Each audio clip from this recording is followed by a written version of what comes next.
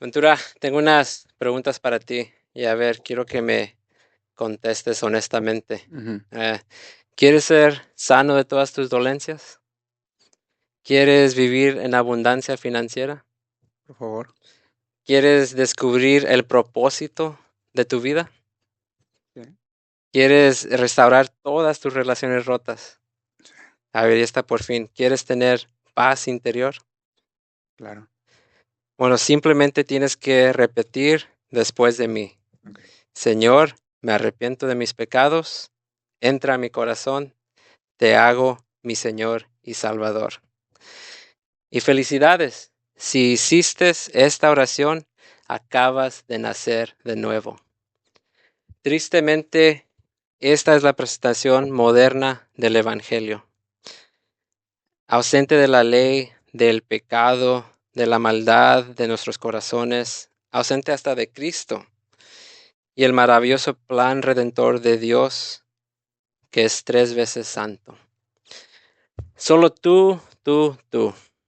Solo una confesión vacía.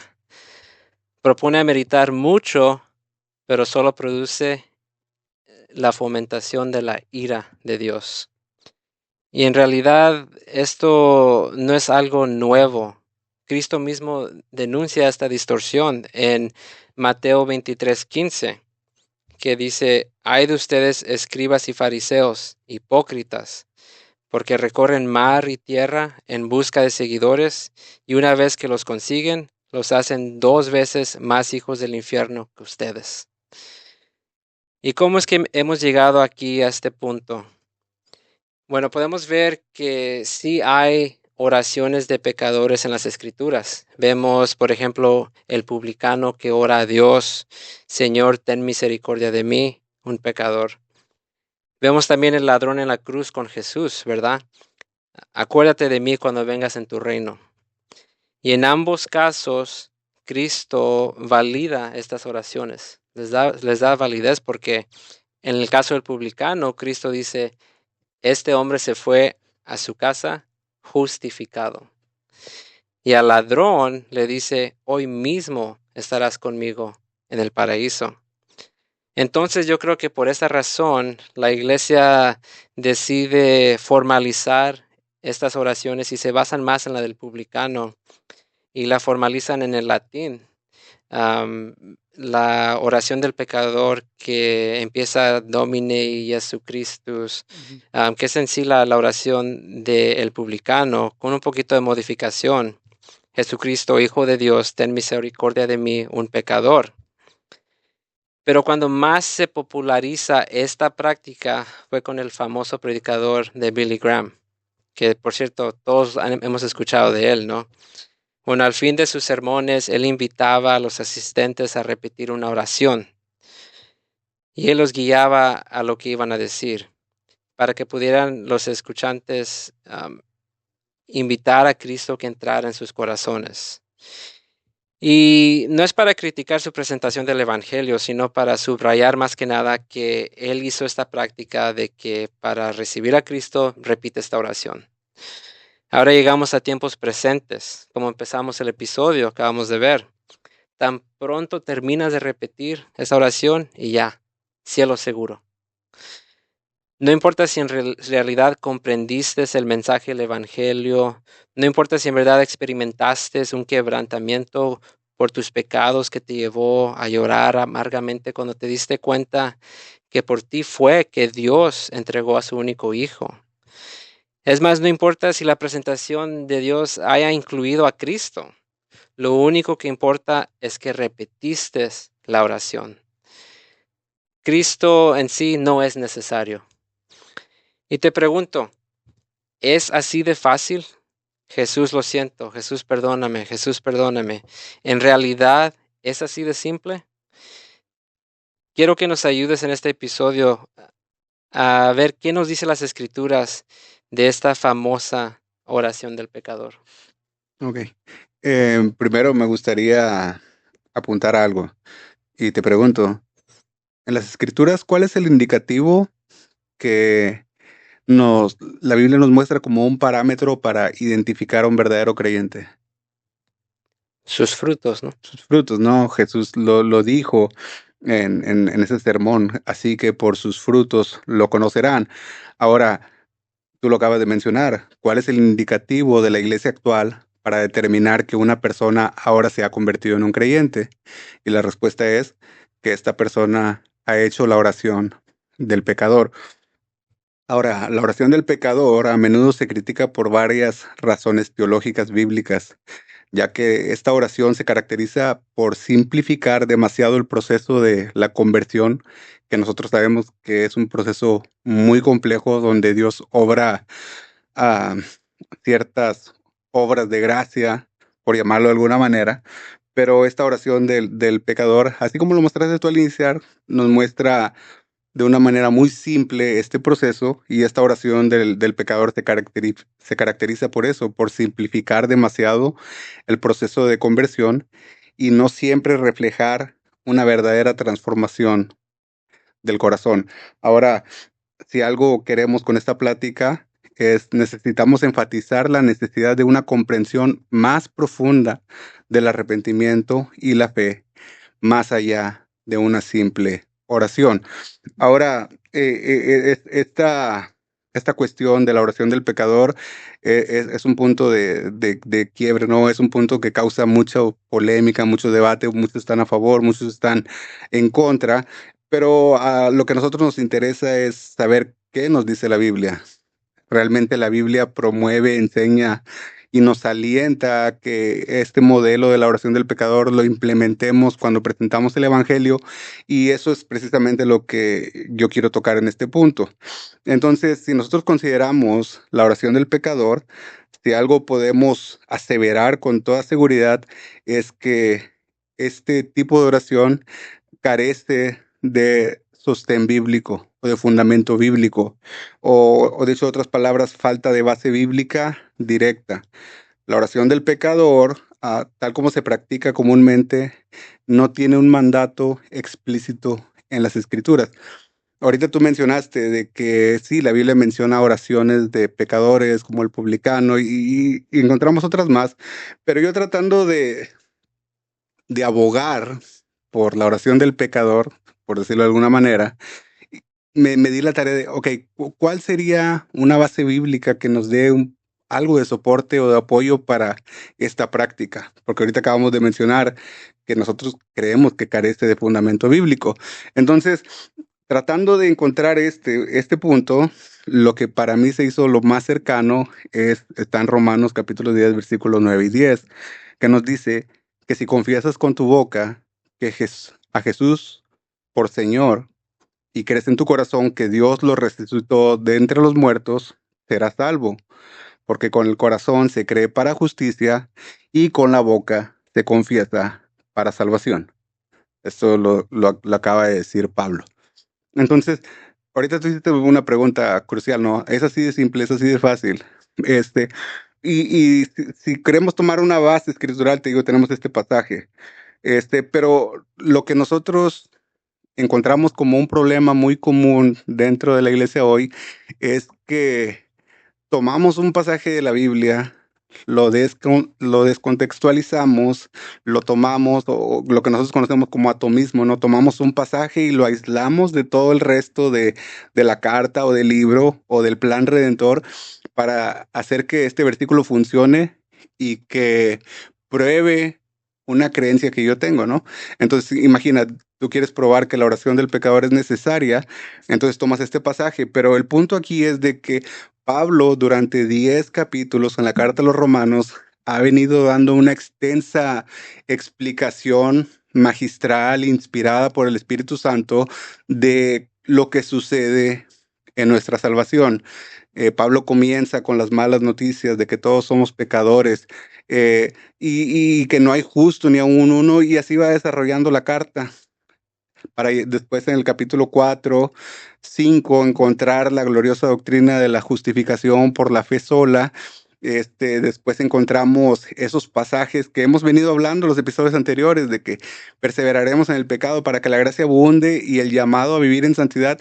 Y Pablo ha venido desarrollando la teología de la salvación, por llamarlo de alguna manera, y entonces llega al capítulo 10 y hace esta declaración, que si confiesas con tu boca a Jesús por Señor y crees en tu corazón que Dios lo resucitó entre los muertos, serás salvo. Ahora, la oración del pecador a menudo se presenta como un acto que una persona no regenerada, y esta palabra yo por lo menos la voy a utilizar extensamente en este episodio, y cuando hablamos de una persona no regenerada, nos estamos refiriendo a lo que la Biblia dice, a una persona muerta espiritualmente. Por cuanto todos pecaron, están destituidos de la gloria de Dios. Recordemos, y si apuntamos al jardín del Edén, Dios le dijo a Adán y Eva, o Adán en este caso, de todo árbol puedes comer, excepto de uno, ¿no? Y el día que comas de él, morirás. Entonces vemos que el hombre come el fruto, pero continúa viviendo y esto apunta a una muerte espiritual.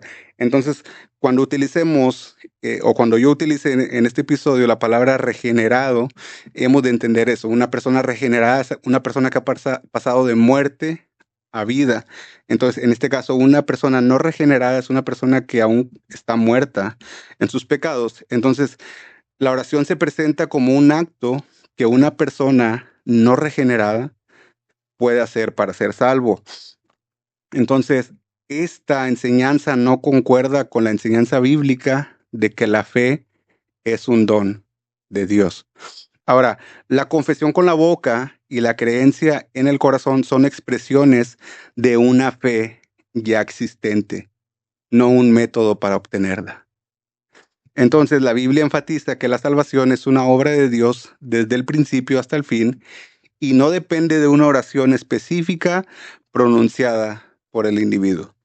Ahora, este punto, yo sé que a lo mejor a algunas personas va a ser conflictivo, y es cómo relacionamos la regeneración o el nuevo nacimiento con la fe. Ahora, la Biblia nos enseña que la regeneración precede a la fe. O sea, el nuevo nacimiento ocurre antes de la fe. Jesús, allá en ese encuentro que tuvo con Nicodemo en el Evangelio de Juan, Jesús contesta una pregunta que Nicodemo no hace. Y Jesús le dice, en verdad te digo que el que no nace de nuevo no puede ver el reino de Dios.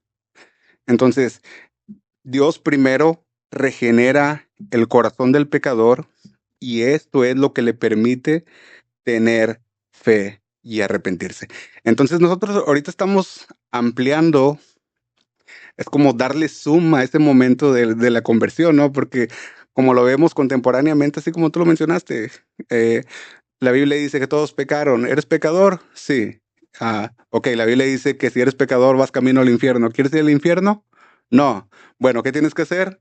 Tienes que creer a Jesús como tu Señor y te lo presentan así de fácil, pero ah, mm, es por eso que nosotros tenemos que ser muy precisos cuando compartimos el Evangelio y cuando compartimos el Evangelio nosotros tenemos que ser conscientes de que la persona a la que le estamos predicando está muerta y a menos de que Dios obre el milagro de la regeneración, esta persona podrá creer en el Evangelio. Entonces, la oración del pecador puede dar la impresión de que el acto humano de orar es lo que causa la regeneración, lo cual contradice la enseñanza bíblica. Ayer, en la noche, ya para dormir, tuve un tiempo ahí con mi hijo de estar platicando y precisamente este pasaje de Nicodemo, fue el que estábamos estudiando, estábamos leyendo y le pregunté al niño, ¿qué tengo que hacer para nacer de nuevo? Te pregunto a ti, Jesús, ¿qué tienes que hacer para nacer de nuevo? No puedes hacer nada. ¿No? Bueno, el niño, y es para que veamos cómo ya esto lo tenemos hasta arraigado, el niño dijo, tienes que creer para nacer de nuevo. Y este es el conflicto de dónde ubicamos el nuevo nacimiento, si antes de la fe o después de la fe. En otras palabras, la fe produce el nuevo nacimiento o el nuevo nacimiento produce la fe. Entonces él me dice, tienes que tener fe para nacer de nuevo. Y yo le dije, ok, pero tienes un problema. ¿Cómo explicas y cómo relacionas que la Biblia dice que estás muerto? Entonces, un muerto no puede tener fe. Un muerto no puede decidir. Un muerto no puede ser consciente de su realidad. ¿Por qué? Dice él, pues porque está muerto. Entonces nosotros entendemos que la regeneración o el nuevo nacimiento antecede a la fe. Ahora, otro problema que encontramos en la oración del pecador es el problema del monergismo y sinergismo. El monergismo es derivado de una palabra griega que significa trabajar solo y enfocado en la teología y con respecto a este tema es únicamente Dios realiza la obra de la salvación. Este punto es importante. Solamente Dios. Por lo cual, la regeneración es monergista, lo que significa que Dios es el único agente de esta gracia. Si yo te estuviera explicando esto y tú no lo creyeras, ¿cuál sería tu objeción? Bueno, más que nada que la falta de contribución, ¿no? Sí, o sea, hey, tengo que hacer algo yo, ¿no? O sea, es más, tengo que hacer la oración del pecador, porque si no hago la oración del pecador. Entonces, en este punto, por su parte, el sinergismo proviene de una palabra griega que significa trabajar juntos o en conjunto. Entonces, la oración del pecador puede ser vista como una forma de sinergismo, donde la cooperación humana se considera necesaria para la salvación. Te hago una pregunta. ¿La gracia de la regeneración es una gracia operativa o es una gracia cooperativa? Operativa. Operativa, o sea, es un acto unilateral donde Dios simplemente por el puro afecto de su voluntad, como le dice a Nicodemo, tú no sabes el viento de dónde viene ni a dónde va, así son todos los que son nacidos de Dios. Si nosotros no somos capaces de producir ni nuestro nacimiento físico, mucho menos tenemos la posibilidad o capacidad de producir nuestro nacimiento espiritual. Es una obra de Dios. Romanos 9 a 16, Pablo lo acaba con esta idea que dice, así que no depende del que quiere ni del que corre, sino de Dios que tiene misericordia. Ahora, considerando otro problema teológico, es que muchas personas ponen toda su confianza en esta oración. Tristemente, yo conozco a muchas personas que hicieron esta oración y hoy están en vicios, hoy perdieron su familia por irse a iniciar otra familia nueva, y, pero ellos tienen una falsa ilusión, una falsa esperanza de decir, pero yo hice la oración de fe. Entonces, hay preocupación de que las personas puedan poner su confianza en el acto de haber hecho una oración en lugar de poner su esperanza en Cristo mismo. Entonces, la salvación, según las Escrituras, es por gracia mediante la fe en Cristo, no por recitar una oración específica. Ahora, para tener una mejor comprensión del fenómeno de las falsas conversiones, hay una distinción que a mí me gusta mucho y es la distinción entre la iglesia visible y la iglesia invisible, y esta distinción es fundamental para comprender el fenómeno de las falsas conversiones. Ah, había un predicador que a lo mejor muchos lo van a conocer, Jimmy Swagger, ¿sí? Yo me recuerdo que ese hombre hacía unas predicaciones en estadios y así como decís tú, al final hacía un llamado a la conversión y, o sea, literal, Jesús, las personas bajaban corriendo a venir a Cristo. Entonces, esta distinción de la iglesia visible se refiere a la comunidad de creyentes que se reúne físicamente, participa en los sacramentos y es reconocida públicamente como la iglesia. Y aquí son incluidos todas aquellas personas que profesan o que hacen una confesión verbal en Cristo como su Señor y hasta participan en la iglesia. Esto independientemente de si su fe es genuina o no. Entonces la parábola del trigo y la cizaña nos puede ilustrar a cómo la iglesia visible contiene tanto a verdaderos creyentes como a falsos profesantes. La parábola muestra que en la iglesia visible hay una mezcla de verdaderos creyentes, el trigo, y aquellos que no lo son, la cizaña. Y esto refleja la realidad de que no todos los que participan en la vida de la iglesia visible son parte de la iglesia invisible. Por lo cual la iglesia invisible se compone de todos aquellos que verdaderamente han nacido de nuevo y han sido regenerados por el Espíritu Santo, y no es que solamente fue porque ellos hicieron una oración. Entonces, estos han sido algunos aspectos bíblicos de por qué la teología ortodoxa rechaza esta idea de confesiones, y lo hemos titulado nosotros confesiones vacías. Tú lo citaste ahorita, no todo el que me dice Señor, Señor. Ahora, Jesús, háblame un poco de cuáles serían algunas consecuencias de estas confesiones vacías. Sí, vamos a mantenerlo unos cuantos puntos porque puede haber varias consecuencias, pero hay unas que sobresalen.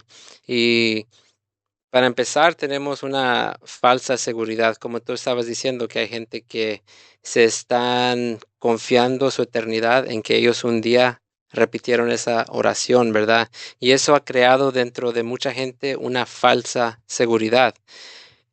Y esta falsa seguridad se confronta con Cristo en Mateo 7:22 al 23, donde dice: muchos me dirán en aquel día, Señor, Señor, ¿no profetizamos en tu nombre? ¿En tu nombre no echamos demonios?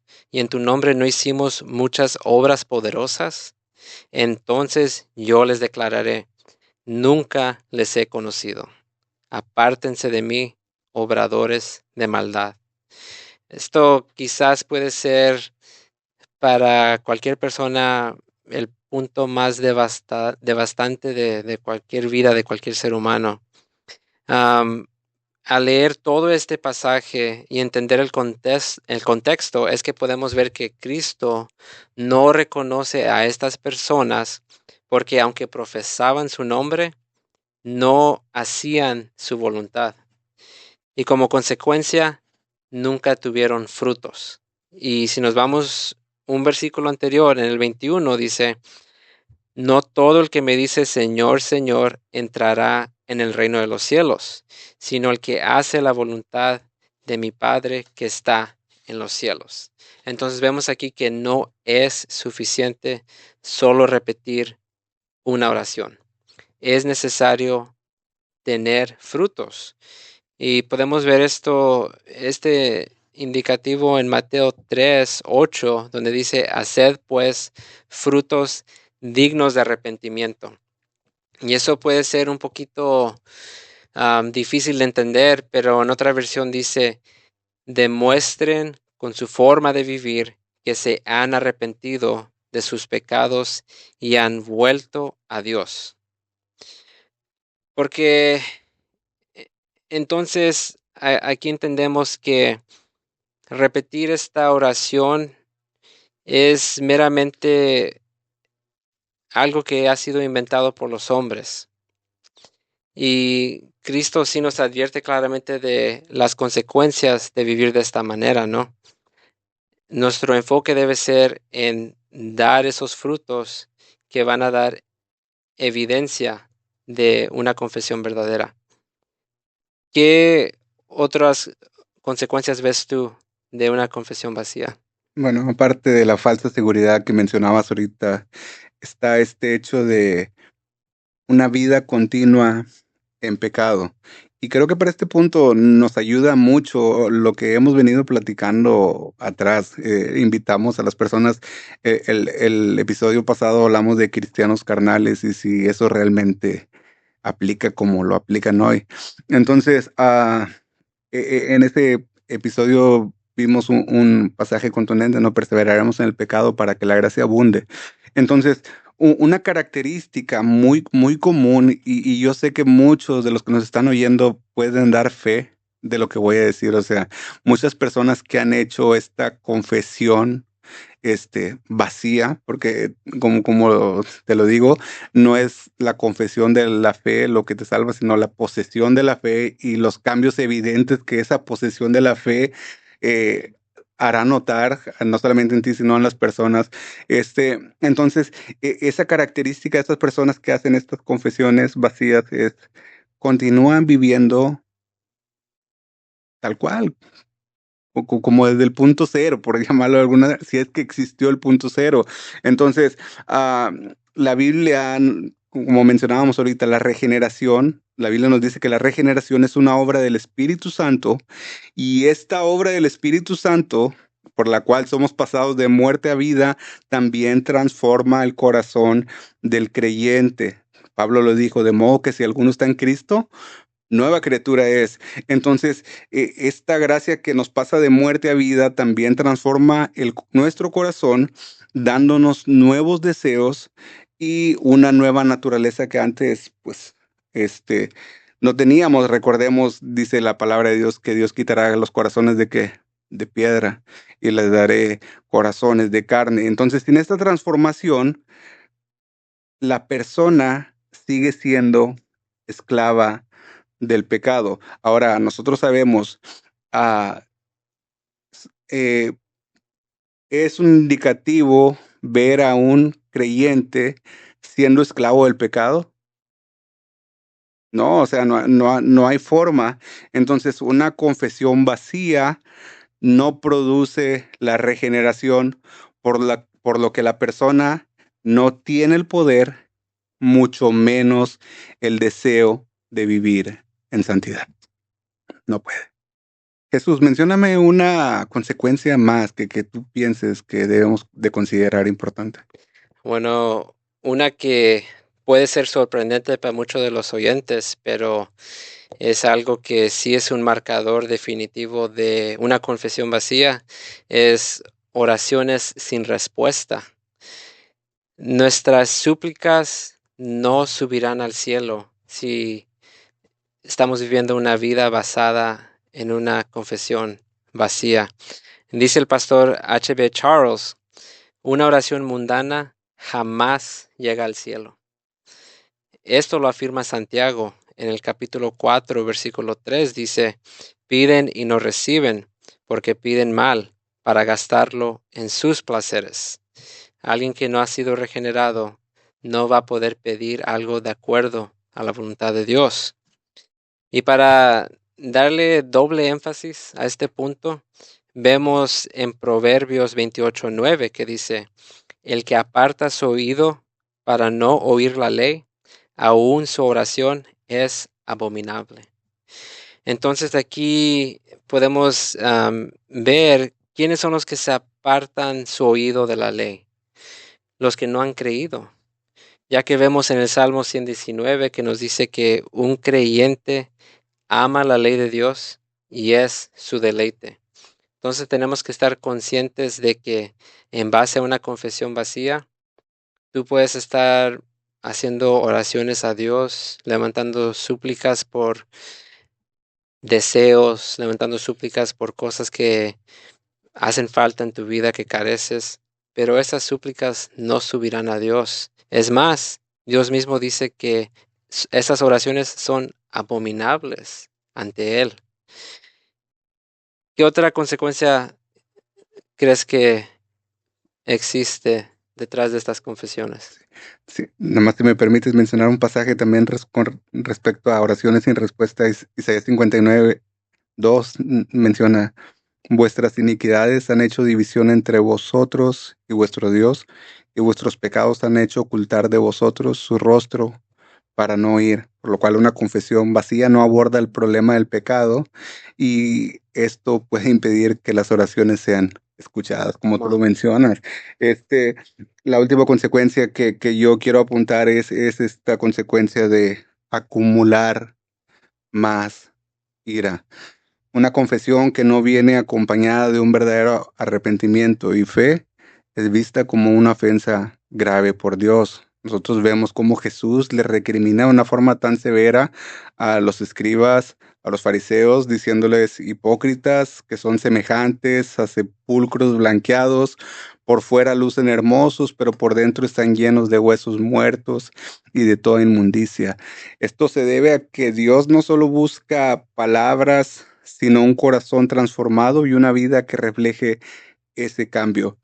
Por más linda que sea la oración que tú hiciste cuando hiciste tu confesión de fe, si tal vez te tocó un orador y te puso las mejores palabras en tu boca y tú las repetiste, Dios no está buscando palabras. O sea, Dios está buscando vidas que reflejen un verdadero cambio, pero ese cambio solamente puede venir a consecuencia del nuevo nacimiento. Spurgeon advirtió que una confesión vacía es una burla a Dios y que aquellos que practican tal hipocresía están acumulando ira para sí mismos en el día del juicio. Bueno, entonces ahora que hemos visto algunas de estas consecuencias y ya entendemos un poco mejor este tema de la oración del pecador que produce la confesión vacía, ¿qué sería la forma bíblica apropiada, de acuerdo a las escrituras, en cuál nos debemos acercar a Dios? Ok. Bueno, la Biblia nos muestra que el arrepentimiento y la fe son por gracia de Dios. O sea, tanto el arrepentimiento eh, y la fe son regalos que Dios concede. Entonces, cuando nosotros nos acercamos a Dios, tenemos que acercarnos en arrepentimiento y fe, pero el arrepentimiento y la fe tienen que ser vistos como respuestas a la regeneración, que es la obra soberana de Dios en el corazón del pecador, y el arrepentimiento y la fe no son la causa de la regeneración. Entonces, si nosotros vamos a acercarnos a Dios, debemos primeramente tener esa comprensión.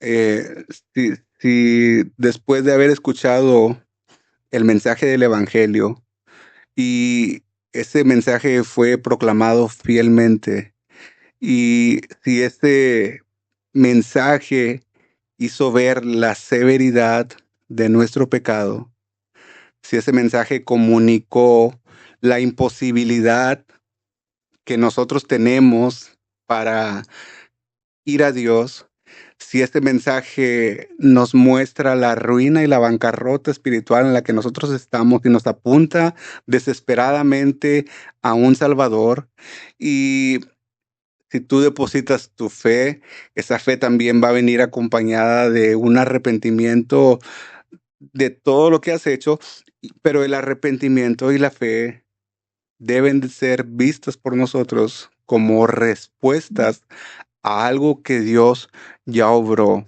en nuestra vida. Entonces, como resultado de la regeneración, el individuo experimenta un cambio de corazón que lo lleva a reconocer su pecado y a volverse a Dios en arrepentimiento. Nosotros sabemos, el arrepentimiento implica un cambio de mente que se ve reflejado en un cambio de acciones, por lo cual la persona que viene a Cristo en arrepentimiento y fe, nosotros veremos que está abrazando la idea y la realidad de alejarse del pecado y ahora está buscando vivir de acuerdo con la voluntad de Dios. Ahora, junto con el arrepentimiento, la regeneración produce fe en el individuo y esta es una confianza y dependencia en Cristo para la salvación. Ahora quiero que consideremos brevemente algo que en teología se conoce como el ordo salutis o el orden de la salvación. Entonces, el orden de la salvación incluye varios pasos que ocurren en orden lógico, no necesariamente cronológico. Entonces, como ya vimos, la regeneración precede al arrepentimiento y la fe, lo que significa que es la obra de Dios en regenerar el corazón, lo que permite al pecador arrepentirse y creer. En otras palabras, si tú te has arrepentido en verdad y has venido a Cristo en arrepentimiento y fe, tienes que reconocer que fue por obra divina, no fue por obra tuya, no fue porque tú fuiste más inteligente que los demás y tuviste mayor intelecto y pudiste, no, no, fue una obra que Dios obró en ti. Entonces, es crucial que nosotros entendamos este punto y eso va a producir evidencias. El arrepentimiento y la fe son evidencias de que una persona ha sido regenerada. El arrepentimiento y la fe, repito, no son causas de la regeneración, sino frutos de la obra de Dios en el corazón del individuo. Eh, Me gustaría que nos hablaras un poquito acerca de cuáles son las evidencias de un creyente. Pues vemos en las escrituras que nos, nos anima, nos da el mandato de que como creyentes examinemos nuestro caminar y nos aseguremos de que estamos en la fe. Y las escrituras nos brindan esa metodología, ese rubro de cómo saber de que lo que hemos experimentado ha sido una conversión verdadera. Y como vimos la semana pasada, como creyentes, ¿pecaremos? Sí, vamos a pecar, pero no practicaremos el pecado. Es decir, no seremos dominados o controlados por el pecado. Como tú estabas diciendo hace poco, no seremos esclavos de un pecado. Siempre tendrás como creyente regenerado que ha nacido de nuevo ese momento como cuando que, por ejemplo, tocas algo caliente, se te olvidó que la plancha la acababas de usar y la tocas y de repente Ujú. mueves la mano de inmediato, ¿verdad? Sí la tocas, pero hay una reacción inmediata que es orquestada por el Espíritu Santo que nos convence de pecado y causa que caigamos y nos removemos y nos arrepintamos de ese pecado y volvamos a la obediencia. Esto lo vemos en primera de Juan 3:9. ah, Nos dice, ninguno que es nacido de Dios practica el pecado, porque la simiente de Dios permanece en él. No puede pecar porque es nacido de Dios. Y segundamente, como Cristo nos indica y como las escrituras a través del Nuevo Testamento nos indica, que un creyente que ha nacido nuevo dará fruto. Y es en sí la acusación que da Cristo a aquellos que les dice apártense, nunca los he conocido, no dieron fruto. Nos dice en Colosenses 1:10, para que anden como es digno del Señor, haciendo en todo lo que le agrada, dando fruto en toda buena obra y creciendo en el conocimiento de Dios. Entonces, todo aquel que lo ha conocido deseará crecer en su conocimiento. Vas a tener el deseo de abrir las escrituras, de en vez de verte toda la serie de qué sé yo programa en Ujú. Netflix, no vas a querer ver un sermón para aprender más, para ver la gloria de Cristo. Vas a querer ir a la iglesia para estar en comunión con tus hermanos y ver qué está haciendo Cristo en sus vidas. Vas a querer estar constantemente admirando las perfecciones de Dios. Y bueno, sin mencionar, vas a querer conocer qué son las perfecciones de Dios. Porque al mirar sus perfecciones, el Espíritu Santo producirá fruto en ti. Por ejemplo, cuando yo tengo una situación difícil en mi vida, algo que estoy pasando, y yo miro a la perfecta soberanía de Dios, que fue quien permitió esta situación en mi vida para mi crecimiento espiritual, para mi santificación, y asimismo reafirmo mi confianza en esa benevolencia perfecta de Dios. En mí nacerá y brotará un fruto de paz. Y eso es en base al estar constantemente en la presencia de la verdad de Dios, que es a través de las escrituras, y creciendo en conocimiento de su palabra. Algo que quieras dejar a nuestros oyentes de cómo empezar este camino, si ellos sospechan que tal vez yo hice una confesión vacía, Ujú. me están diciendo que no solo se trata de repetir una oración, yo veo a mi vida y veo a la vida de mis amigos o compañeros de trabajo que no van a una iglesia, no creen en Dios, por decir son ateos, no tienen un compromiso con, con Cristo y veo que no hay diferencia entre nuestras vidas. La única diferencia que puedo encontrar es que yo hice una oración un día. Ujú. ¿Qué les sugieres a los oyentes? ¿Qué es una acción que puedan tomar? Sí, bueno, en palabras de Pablo, hay en 2 Corintios, capítulo 13, versículo 5, dice, pónganse a prueba para ver si están en la fe. Examínense a sí mismos. ¿O no se reconocen ustedes mismos de que Jesucristo está en ustedes? Fíjate la severidad. O sea, si tú te pones a prueba, si tú te examinas a ti mismo, o sea, nosotros sabemos, es más, en el podcast se llama Ante su rostro, nosotros debemos vivir una vida consciente de que vivimos nuestra vida delante del rostro de Dios. Entonces, es fácil examinarte a ti mismo y saber cuál es tu condición. Pablo dice, o no reconoces que Jesucristo está en ti, es fácil identificarlo porque así como Dios te conoce, tú también conoces quién eras. Entonces, es necesario que nos examinemos a nosotros mismos.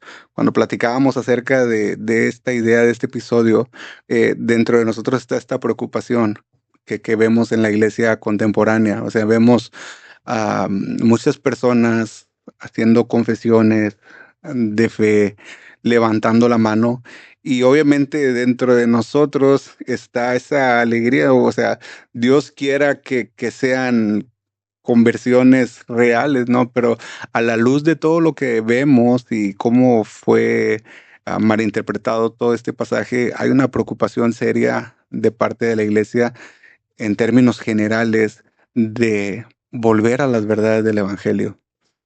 Cuando nosotros compartimos el Evangelio, tenemos que hacerlo de una manera precisa, fiel a su palabra, y no solamente presentar el Evangelio de una forma simplista que Dios aborrece. Dios la aborrece. Entonces, te diría, examínate a ti mismo, pruébate, y como dice Lamentaciones 3:40, examinemos nuestros caminos y escudriñémoslos y volvamos al Señor. Ah, si tú después de un análisis puedes estar tranquilo y decir, estoy bien con Dios, no te jactes, no es por ti, es porque Dios eh, recuerda que el que empezó la buena obra la terminará y la dependencia del Espíritu Santo, no te jactes. Pero si tú haces una evaluación de ti mismo y consideras de que no hay evidencia de que realmente naciste de nuevo, pues te diría que hicieras lo que yo hice en un punto de mi vida. Yo hice una confesión verbal como a mis 12 años, pero todo ese tiempo, como dice Paul Washer, ¿no? Vivía como un diablo, sin dar evidencias de que realmente Cristo habitaba en mí, su espíritu habitaba en mí. Entonces, no fue hasta que realmente fui expuesto a las verdades del Evangelio, fue cuando pude ver la severidad de mi condición, porque pude ver que Dios es santo, yo soy pecador, estaba en bancarrota, y lo que hice fue simplemente responder a como estaba mencionando ahorita. No fue que mi oración ahora me puso, no, o sea, simplemente fue una respuesta porque Dios había orado un cambio. ¿Y cómo supe que realmente fue una obra de Dios? Porque todos esos cambios que yo no había podido ver en todos esos años de mi vida cristiana, los empecé a ver de una manera inmediata. Mis disposiciones, mis deseos, lo que yo antes amaba, ahora todo había cambiado, y eso fue una buena evidencia. Entonces, si te digo, examínate a ti mismo, pruébate para ver si estás en la fe. Sí, y de lo que yo he visto después de que, como dicen las escrituras, caen las escamas de tus ojos, que Dios te permite poder ver la verdad, no va a producir una oración elocuente o larga. Por eso me encanta ahora poder tener un entendimiento correcto de esa oración del publicano. Y yo creo la intención original de la iglesia primera, ¿no? Que la formalizó, porque se quedan cortas las palabras cuando te das cuenta, cuando Dios te abre los ojos, de que por tus transgresiones, por tus pecados, su único hijo tuvo que ir a esa cruz y morir y resucitar para darnos vida. Am, y por eso me encanta esa oración: Jesucristo, Hijo de Dios, ten misericordia de mí, un pecador.